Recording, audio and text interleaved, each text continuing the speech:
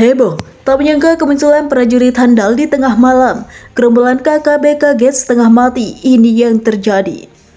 Rasa lelah dan ngantuk menggelayuti sebagian besar anggota prajurit TNI. Setelah usai melakukan patroli patok perbatasan RI Papua Nugini bukan 1 jam 2 jam, para prajurit ini melakukan perjalanan dengan jalan kaki, melainkan hitungan hari bisa dimaklumi usai tenda didirikan. Sebagian prajurit ini langsung rebahan dalam tenda berbantalkan ransel.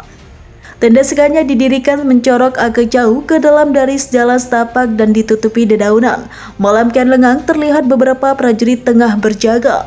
Tak ada penerangan sama sekali kecuali sinar dari beberapa handphone yang terlihat dimainkan oleh prajurit. Salah satu seorang prajurit mengurungkan niatnya membakar kayu perapian saat dari kejauhan terlihat sinar lampu senter. Samar-samar terlihat 3 pria dengan santai menyusuri jalan setapak dibantu penerangan lampu senter. Seorang prajurit dengan sigap membangunkan rekan-rekannya yang tengah beristirahat. Namun ketiga pria tersebut hanya berlalu dan melewati tenda prajurit yang memang sulit terlihat dari jalan setapak apalagi malam hari. Para prajurit menduga hanya warga biasa yang melintas, tetapi kenapa harus tengah malam dan di belantara yang jarang dilalui warga? Belum 100 meter berjalan terlihat 3 pria menghentikan langkahnya berhenti. Dan tak berapa lama api perapian terlihat menyala. Penasaran, beberapa prajurit mulai mengendap dengan merayap mendekati 3 pria mencurigakan ini. Terdengar ketika pria ngobrol dalam bahasa lokal meskipun tidak mengerti apa yang diobrolkan. Para prajurit yang tengah mengintai ini mulai paham saat 3 pria ini membuka barang bawaan yang dibungkus kain bukan bekal makanan, melainkan 3 buah revolver rakitan. Terlihat seseorang menimang-nimang 1 revolver sebelum akhirnya membungkusnya kembali. Memanfaatkan kelemahan 3 pria yang ditenggarai sebagai komplotan KKB, para prajurit bergerak cepat dan menodongkan senjata SS-nya. Gelagapan tak menyangka ada makhluk lain selain dirinya. Mereka KKB bukannya menyerah serentak. Mereka bertiga menghunus parangnya. Menghadapi situasi yang membahayakan, beberapa prajurit menghantamkan mencong senjata ke tangan dan kepala mereka. Beruntung 1 KKB bisa diamankan hidup-hidup. 1 KKB tersungkur tak sadarkan diri terkena hantaman mencong senjata di bagian kepala. 1 KKB lainnya tersungkur tak bernyawa di dor prajurit TNI. Setelah diintegrasi, kedua KKB selamat mengakui telah membeli 2 buah revolver rakitan tanpa amunisi di perbatasan RI Papua Nugini. Video ini melansir dari channel YouTube.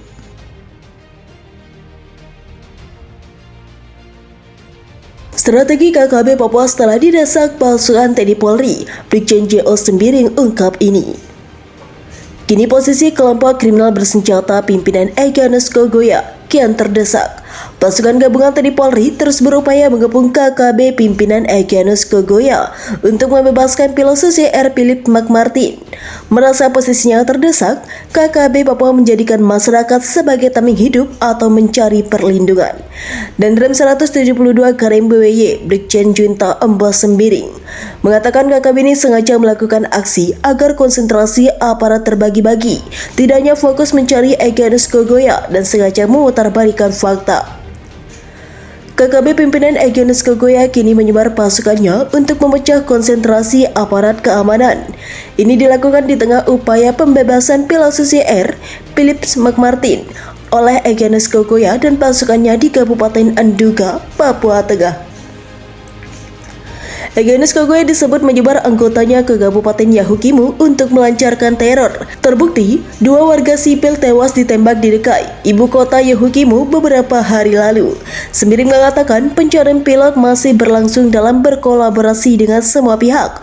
Aparat gabungan TNI Polri juga terus berupaya memburu Egyanus Kogoya. Untuk itu, aparat gabungan TNI Polri kini melakukan penyekatan terhadap akses yang selama ini diduga dilalui KKB di wilayah Enduga. Ini dilakukan untuk mempersempit ruang gerak Egyanus JS, termasuk upaya mencegah terganggunya KKB dari berbagai wilayah pegunungan Papua.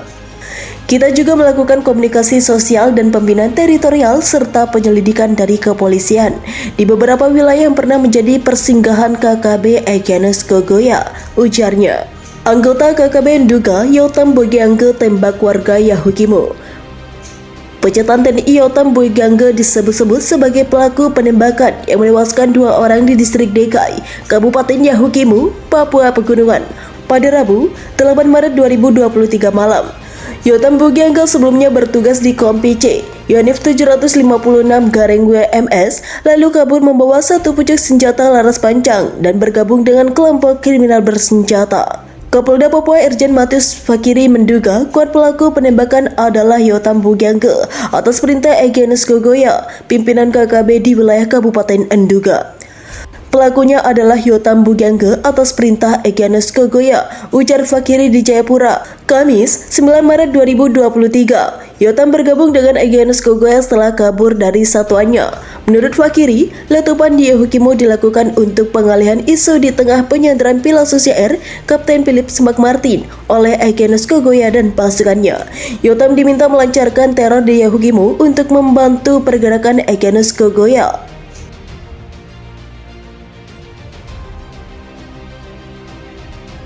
Geng KKB salah masuk Honai, kaget bukan kepalang, gerombolan terkapar di tangan prajurit handal.